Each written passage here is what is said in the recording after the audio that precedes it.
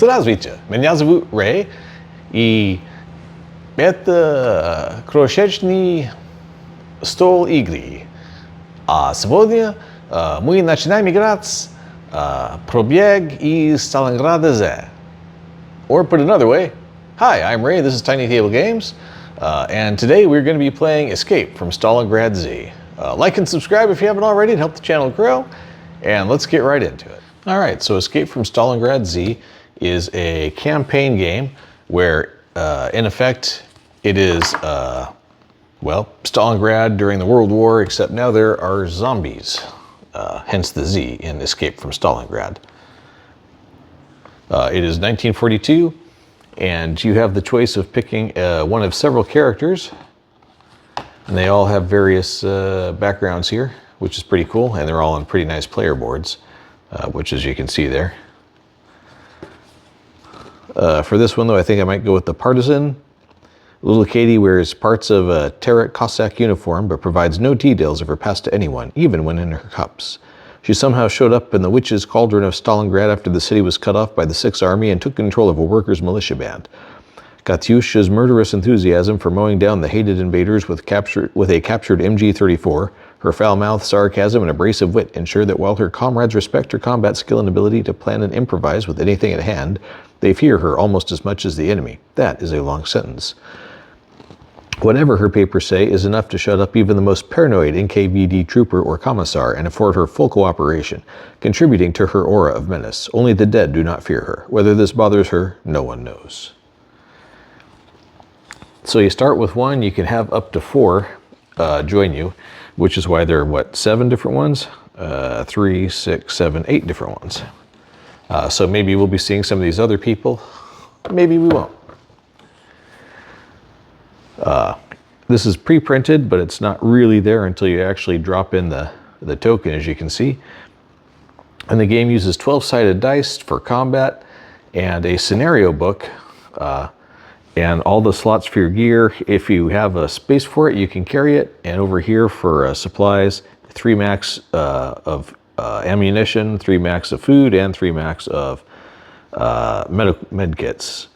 And the experience points, you get 1 experience for every zombie you take out. Escape from Stalingrad Z, like I said, is a campaign game.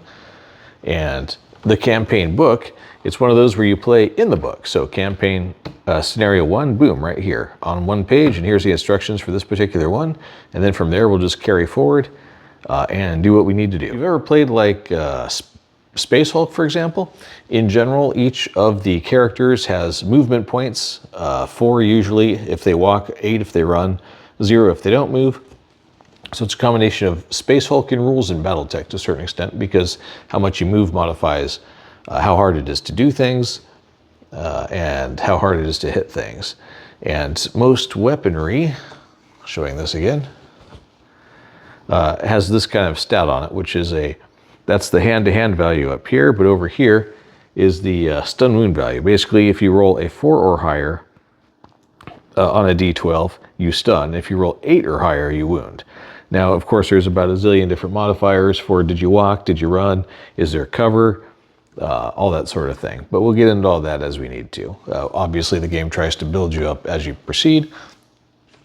I would guess, based on the fact that for setup for this first scenario, let's check it out. The first terrifying sound and then the shock wave. Artillery shells rocket overhead. Buildings behind you collapse in a cloud of dust, reeking of pulverized concrete. Your comrades and equipment have all been lost as you fled the heavy bombardment. The barrage remorselessly creeps closer. With no choice, you push onward as the guttural moans of the encroaching dead echo off the shattered ruins. Gather your wits and still your nerves, soldier. Move out. Why there's zombies in World War II in Stalingrad, no one knows, but there are, and so there you go. So forces, 1. You pick 1, and we did. Zombies, there are different levels of zombies. As you might guess, beta is the lowest kind. Yellow boxes denote hindering terrain, which costs 1 extra movement point to move on. Only 1 search may be made per objective square. Good to know. You can't move or attack if you search. Let's see, objective. Exit the point marked by the green arrow. Search the 2 objective squares marked with an O. Roll a d12 to determine the result. You might find ammo, food, or medkits. Start your character there, place the objective markers there, and zombies spawn on S. In scenarios where you have multiple types of zombies, not just one, then each of these little things might not all be betas. There might be other things. But as you can see, much like Space Hulk, you don't know till you know. So you kind of just mix them up, and as they spawn, they drop onto the map. Now in this case, the spawn point is, unsurprisingly, S. And here we have the round track. And everywhere there's an S on the round track is when zombies start spawning. Now, I put down the 3 doors on the blue sections like it said, and everywhere is yellow is obstructing. And there's rules, basically it adds to your targeting value to shoot over hindering terrain, unless you're directly against that hindering terrain and it's only 1 square deep. Then you're basically assumed to be taking cover behind it. Now for this, you can use the standees, but considering we're basically top-down doing it, I actually think the circle versions of our characters is going to be easier to keep track of. And if you'll notice, there's kind of a blue edge to the front. That designates their front arc, because yes, they do have firing arcs and facing arcs. Zombies don't, but characters do. All right, so at the start of the turn, you roll 2d12s, 1 for the zombies and 1 for you. We'll make the zombie dice the black one. Whoever rolls higher gets to choose whether they go first, and zombies will always take first if they have the choice. However, they are not currently spawned on the map. That's not going to come till turn 4, which is just as well. You don't have any weapons or anything else as we're escaping this scenario. So right off the bat, I think we will declare running, which will give us 8 movement points rather than 4, because we don't have anything to fight and we just want to get the heck out of here. So getting off yellow, moving on yellow costs 2 points. If we just move diagonally, that also costs 2 points. So might as well do that. 2, 3, 4, 5 to open the door. 6. Now you can you can go through a corner and take a wound that has fire, or you can step in between and take the hit from the other side. You get to pick basically what you're going to run into as you go through that. So 1, 2, 3, 4, 5, 6, 7, 8 to get to there. Well, actually 7, 8 to get to here. And it costs 1 movement point to turn, so she's still facing this way. But that's okay, because start of turn 2, well, to go through the rest of it, you go through the action phase. If we had more players or more people in our team, those people would go now. And then in the final phase, zombies respond. But this is not a zombie spawn turn. So next round, no point in rolling because there are no zombies. She's going to run again. Probably should have searched over here. Pay more attention. Well, run. 1, 2, 3, 4, 5, 6.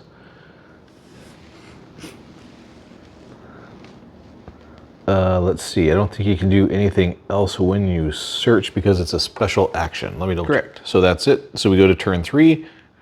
She'll spend all of turn 3 doing her special action, which is searching. And to do that, in this case, it just depends on what the scenario is. In this case, here's the little table for it. We roll 1d12. And we find a med kit. Nice. So we take our little med kit token and we drop it in the med kit slot. Easy as pie. Okay, that's the end of that round. Now we're up to turn 4 already, when zombies will spawn. So she goes first anyway, running again. 1, 2, 3, 4, 5, 6, 7, 8. And that's about it. And then a zombie spawns. And they always come show up face down until they're in a spot where they can be seen. Which honestly, in this case, they probably could anyway, but she's facing the other direction. Now, another thing to note is that there is an action where you can take where you can basically do a cover action or hold. Much like in Space Hulk, where basically because you don't attack on your turn, you wait and you're allowed to shoot as soon as you see something worth shooting at. But she's facing the wrong direction and does not have a gun, so it doesn't really matter. So That brings us to the top of the next round. Running out of time already to get out of here. Running again, I think, is the best way forward here.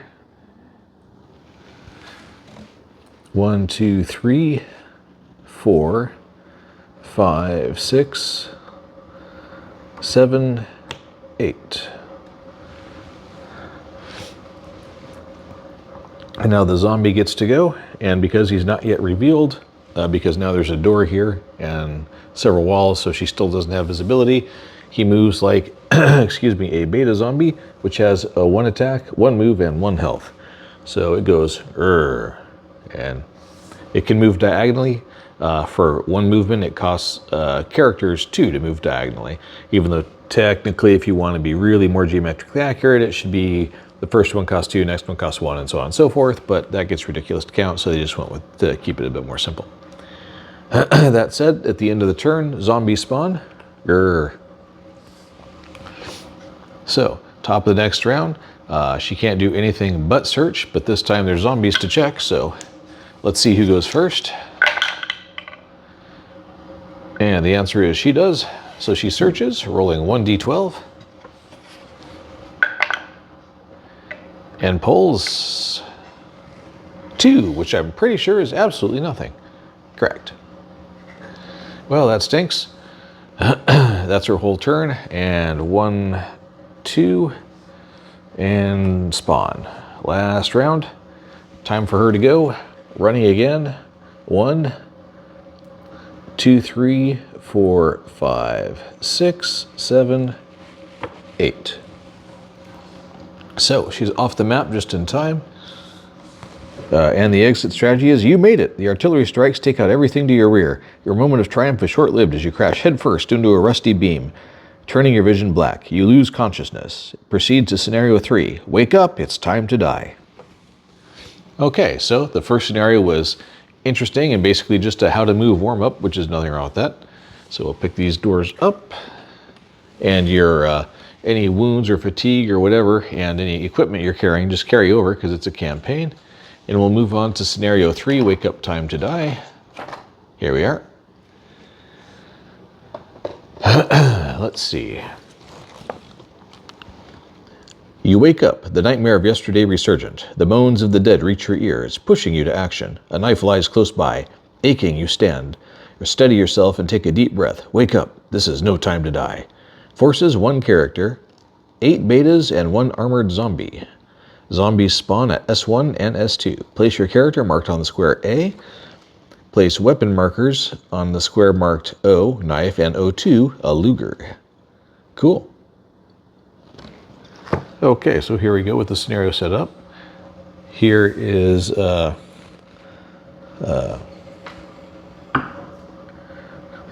Katyusha. Okay. And 3 zombies that start and 6 more in the pool. And there's a knife available, which of course costs a movement point to pick up, and a Luger with ammo also over here, but next to a zombie. And then as you exit, which is of course the goal, in addition to picking up the weapons, I would think, if you head out to the right, you recognize surroundings, and close by is a stash you made a month ago. Hopefully you can, it's still intact. And if you go out to the left, let's see, you spill out into the warm daylight. Cries for help can be heard in nearby buildings. You decide to head in that direction. Perhaps 2 is better than 1. So if you go left, you can probably pick up more people. If you go right, you can pick up more gear. But more importantly, after getting the Luger, exit to the left is a lot closer. Because zombies will spawn either here or there as time goes by. But anyway, that's the start of turn 1. Let's roll to see who goes first, since we already have zombies on the board. Zombies have the black die. And wow, that's just wretched rolling, but zombies go first. So 1, 1, and 1.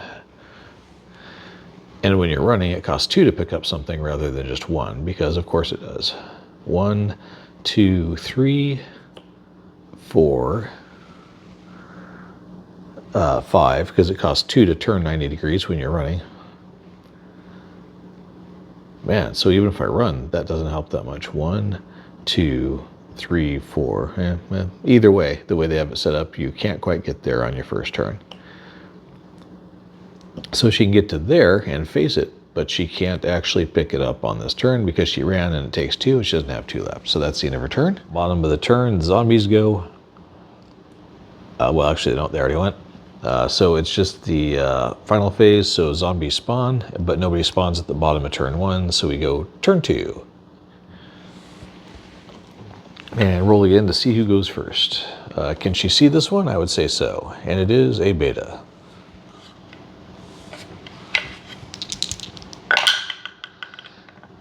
And she can go first this time, but she will. Huh.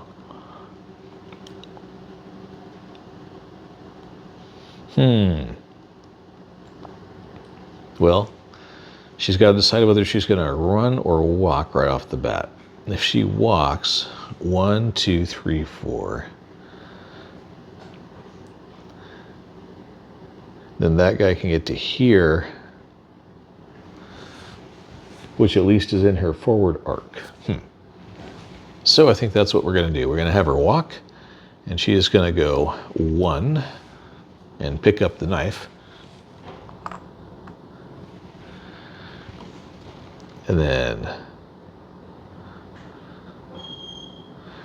2, 3, 4. Let's see, when she does that, can she see those guys? They don't block line of sight. They're just there. So, yep, another zombie beta over there. And this one, also a beta. So the armored guy hasn't shown up yet. Let's see. And she's going to face this direction, so he can't flank her. And that's all of her movement. But because she walked, she gets a cover, basically.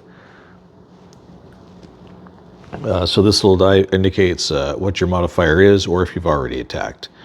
Because she walked, there is no actual modifier, so she has a little 0 next to it. Oh, although actually I'm wrong about that.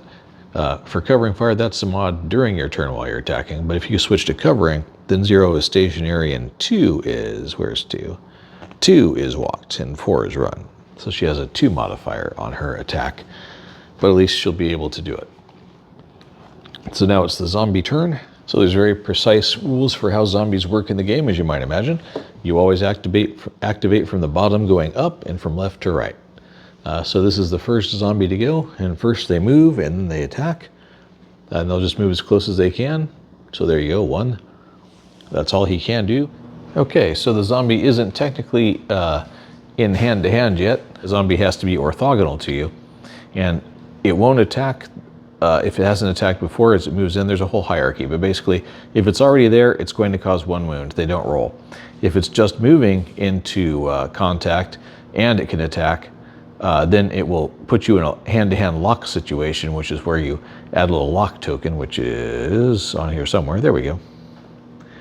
But, and then on the next round, if you're locked in hand-to-hand, it will do 1 damage automatically, no rolls required. That rule changes for some of the zombies, but for the basic beta zombies, that's just how it goes. He moves to there. He can't actually attack yet. He's got to take 1 more step, and he'll never cut this way because zombies won't cut near fire. They always walk all the way around it. It's in their movement rules. Otherwise, he would have stepped to there so he could actually block her in hand-to-hand right off the bat. So for attacking, she's obviously using her knife because that's all she's got. And this number in the upper left corner tells you the rate of fire, aka how many dice you roll. 4 is what you need to stun, and 7 is what you need to wound. In the case of beta zombies, they only have 1 wound, so 1 hit, 1 kill, basically. That's the ranged effect, although in this case, the H means hand-to-hand, and if it were a weapon that you could use ranged or hand-to-hand, it would be that, which technically you can with this one as well, I suppose, although I don't think I'd chuck it because, you know, then you can't use it again. But regardless, she needs a 4 to stun it, which would be nice, but she's got a +2, so it's a 6 or a 9. A 9 to kill it, and a 6 to stun it. And a stun it basically just turns it off for a turn. So, hoping for a 9. Nope, got a 7 though, which is enough to at least stun this zombie. So that zombie wasn't doing anything else anyway, but now it definitely can't. And she goes to having activated her attack, so that's that. And now the rest of the zombies move. So left to right, bottom to top. So this one goes next, and then this one.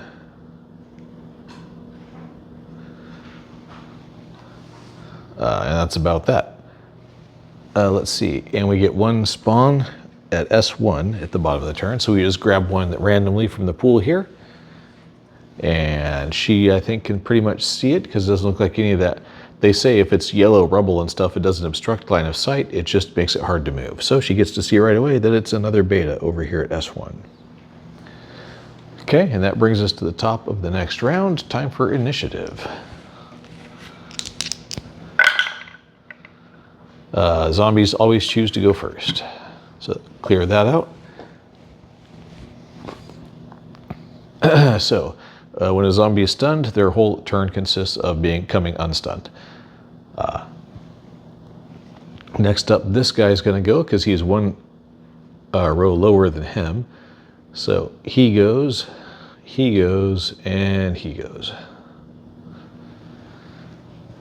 That's their whole turn. Now it's over to her. And you can break up your movement and your attack in any way you want. Boy. So I think she's going to, let's see, if she attacks successfully, she'll have to run through and take a wound through the flames if she doesn't do that. If she goes 1, so you'd have to turn.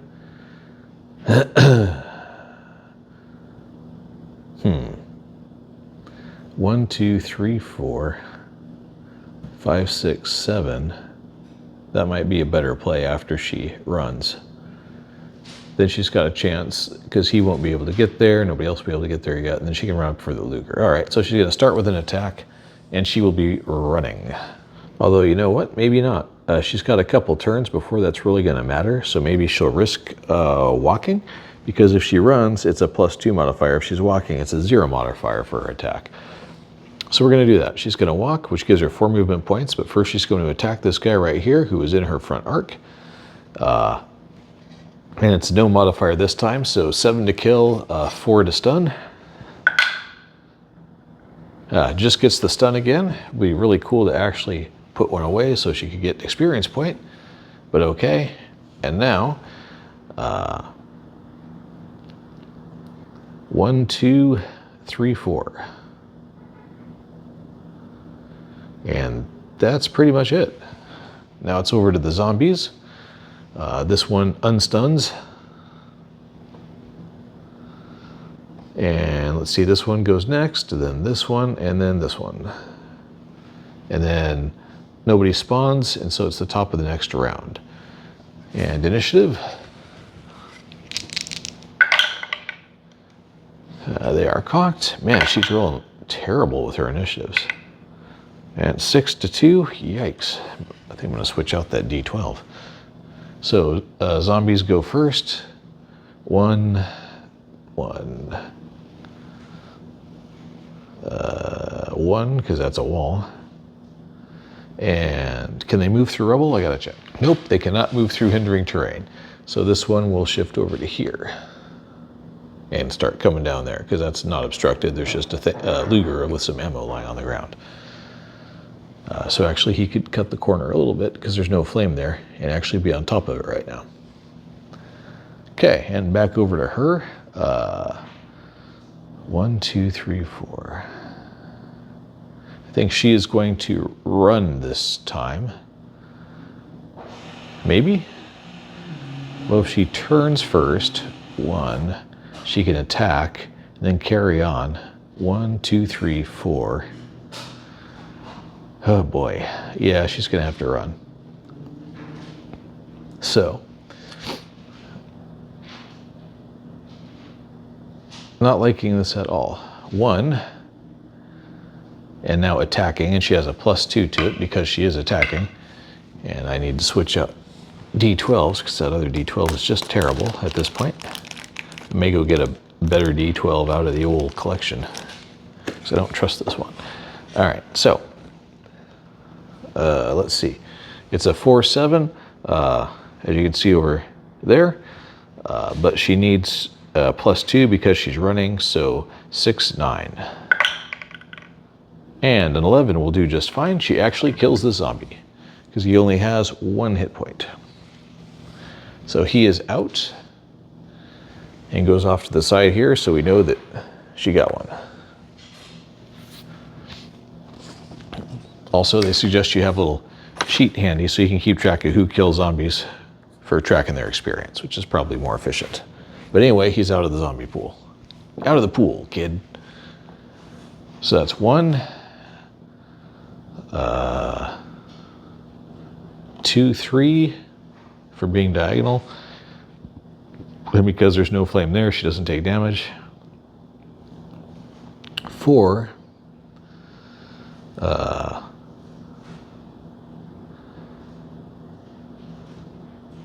5, 6. Let's see, that'll let him get to there. Yeah, there's no getting away from that one. But he's going to end up stepping here, so she might as well turn this way. 7. And that'll be the end of her turn.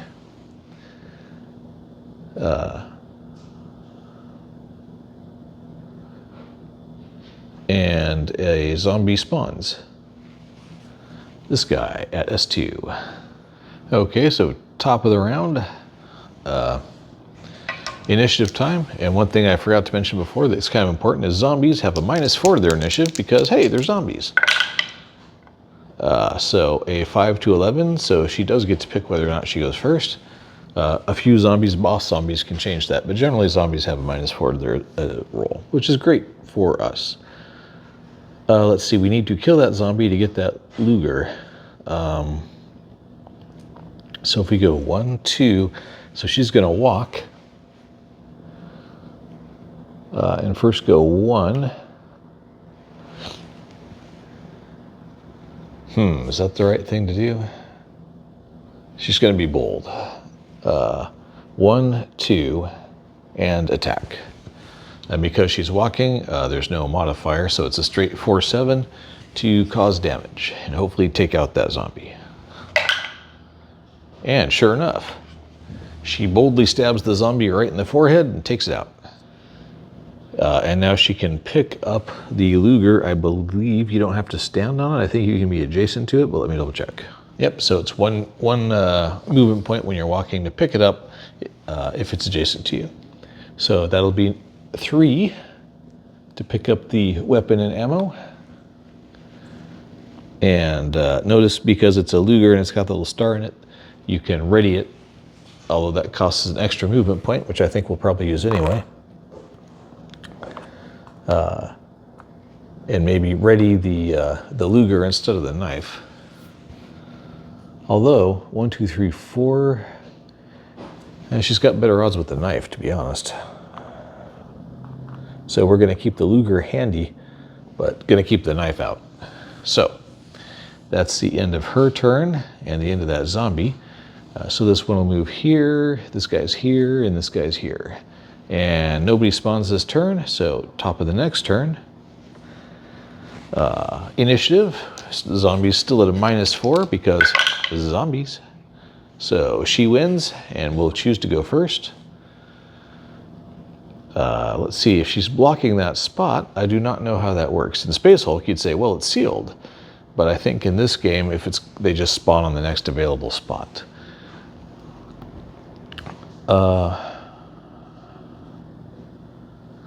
Which is not great news, but she could slip out the door that way. So, although if she just runs now, then she's just out, and that's the end of the scenario, which might be better. I don't know. Better to try for another zombie kill, or better to just run out the door? And are we going left for additional person, or right for more gear? She's got both of those, so I think maybe a second person would be beneficial, because at least they're an extra target, which is, you know, Katyusha's way of thinking, I suppose. Katyusha.